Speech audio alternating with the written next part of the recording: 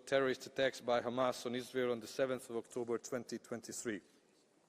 The European Council has condemned and continues to condemn in the strongest possible terms such unjustified acts of deliberate violence and stands with the families of the victims and the hostages taken by Hamas.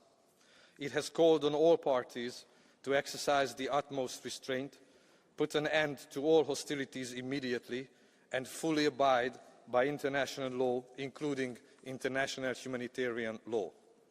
In Gaza, the European Union deplores the unacceptable number of civilian casualties, including women and children, as well as the catastrophic humanitarian situation. The European Union's position is clear. We call for an immediate ceasefire in Gaza and the unconditional and immediate release of all hostages, the urgent improvement of access and sustained distribution of humanitarian assistance at scale throughout Gaza, and an enduring end to hostilities. We remain committed to continue to provide needs-based assistance to people in the Middle East, with particular attention to the most vulnerable. And given the increasing needs, we are scaling up the humanitarian engagement.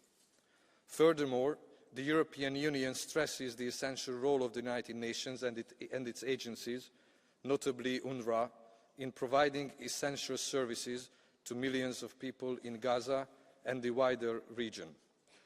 There is also further escalation in the West Bank, including East Jerusalem, following increased settled violence, the expansion of illegal settlements, and Israel's military operation.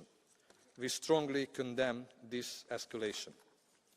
Regarding Lebanon, there is a growing humanitarian crisis and a serious risk for the political and security situation to further deteriorate.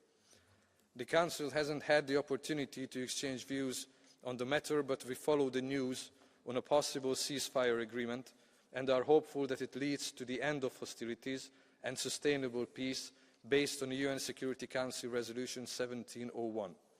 The recent statements from both Israel and Lebanon give way for cautious optimism. The European Union will continue supporting the Lebanese people, the Lebanese army, and the Lebanese institutions in coordination with our international partners. I can assure you that the situation in the Middle East will remain a priority for the Council. I thank you very much for your attention. Thank you very much, Mr. Boca.